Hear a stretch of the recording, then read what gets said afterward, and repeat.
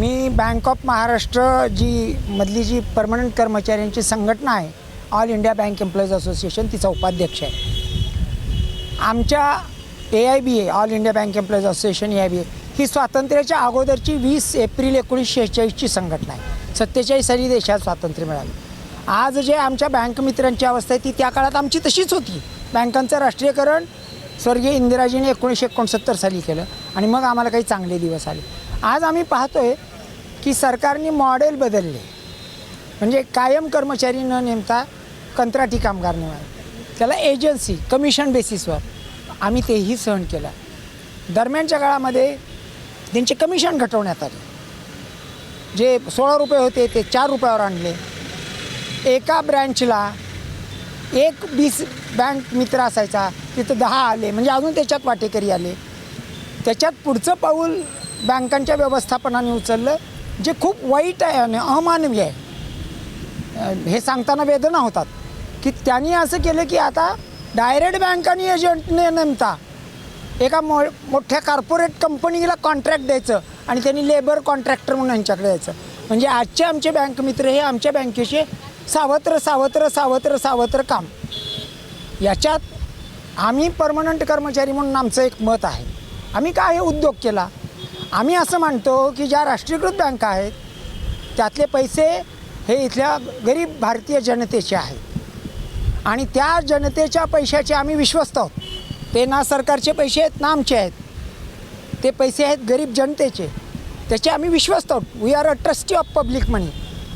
आणि मग ज्याचं पोट भरत नाही आणि ज्याची अकाउंटेबिलिटी नाही, आज बँकेत काही घोळ झाला तर आम्हाला काय कायदेशीर कारवाई करायची याचा स्पष्ट उल्लेख आहे। पण उद्या तुम्ही पाहिलं असेल माध्यमातल्या लोकांनी काही कंत्राटी कामगारांनी अनेक घोटाळे जे आजकाल केलेत, तो आमचा स्वार्थ आहे आणि सामान्य जनता मग त्यातून बँक आणि आम्ही बदनाम होतो।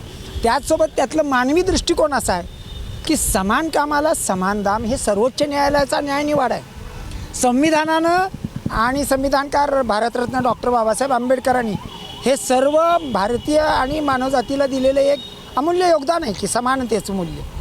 त्या श्रमिकाला तो खातं उघडतो 10 रुपयात आणि मी बँकेचा परमनंट कर्मचारी म्हणून मला 40 रुपये, ही असमानता भारताच्या संविधानाला मान्य नाही, भारताच्या सर्वोच्च न्यायालयाला मान्य नाही। हे ग्रामीण बँकेच्या निवाड्याच्या वेळेस सर्वोच्च न्यायालयाचा निवाडा आहे, समान कामाला समान वेतन। मग आमच्यासारखंच काम जर आमचे भाऊबंद करत असतील तुटपुंज, त्यांना तेच समान वेतन देण्यात यावं, त्यांना किमान जगण्याच्या सुविधा देण्यात याव्या। एका गावाहून दुसऱ्या गावाला कॅश घेऊन जात असताना त्यांच्याविषयी दुर्घटना झाली दुर्दैवानं, या होतात आज सर्रास आपण पाहतोय, त्यांना काय हानी आहे? मनुष्यहानी झाली तर त्यांच्या कुटुंबाचा काय विमा आहे का? अपघात झाला तर त्याचा काही भरपाईचा खर्च आहे? काहीही नाही। भविष्य निर्वाह निधी आहे का? नाही। ग्रॅच्युएटी आहे का? नाही। आमचं म्हणणं आहे किमान त्यांना कायम शाश्वत नोकरी द्या। आपले भारताचे सन्माननीय पंतप्रधान असं म्हणाले होते की 39 कोटी जनधन खाती कोण उघडली? आम्ही पेक्षा जास्त खेडेपाड्यात गल्ली वस्त्यात पाड्यावर जाऊन आमच्या बँक मित्रांनी उघडली।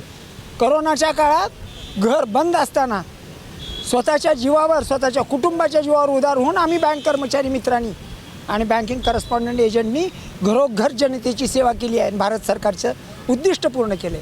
आर्थिक समावेश, फायनान्शियल इन्क्लुजन जे 39 कोटी ते कोण केले? यांनी केले आणि त्यांना जर तुम्ही मानवीसारखी वागणूक द्यावी एवढंच आमचं म्हणणं आहे। आज कामगार दिनाच्या निमित्तानं आम्ही हे रडगार आनंद व्यथा मांडतोय माध्यमासमोर, लोकप्रतिनिधींसमोर। याच्यानंतर आम्ही आझाद मैदानावर प्रातिनिधिक स्वरूपात मुंबईला धरणे धरणार आहोत। त्याच्यानंतर जंतर मंतरवर आम्ही दिल्लीला धरणे धरणार आहोत। राज्य सरकार, इंडियन बँक्स असोसिएशन, भारताचे अर्थमंत्री, पंतप्रधान या सगळ्यांना आम्ही निवेदनं देणार आहोत आणि ते आमचं म्हणणं तुम्ही आमच्या जनतेपर्यंत पोहोचवावं, आम्हाला आशीर्वाद द्यावेत ही आमच्या माध्यमांकडून पण अपेक्षा आहे।